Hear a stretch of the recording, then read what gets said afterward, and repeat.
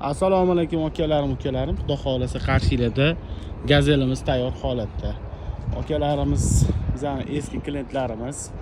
Xudo xolasa akamizga yoqqan variantlarini qilib berganmiz. Ko'rib turganingizdek, yon tomonlari shtorkali bo'ladi. Bu yon tomoni admanka qilingan, nari tomoni ochiladigan variant qilib berilgan.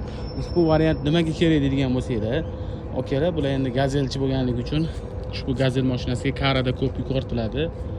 Shuning uchun yon tomonini ochilgan qilishadi akalar. Remellarga e'tibor qilasizlar. Remellari bemalol tamojnidan o'tish uchun mo'ljallangan. Tepa qismlari alohida shtorkali akalar. Buni balandligi necha deydigan bo'lsangiz, pol qismidan tom qismigacha 2 metr qilib berganmiz. Orqa tomonlari ko'rib turganingizdek, rossiyskiy furnituralar qo'yilgan. 3 tali oshim-oshili qilingan. 1, 2, 3.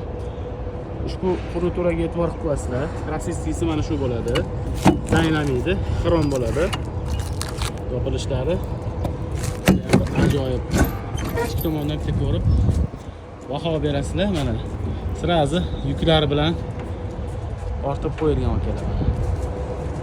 Gazel mashinasi mingan biladi, gazelni turgani pul deydi.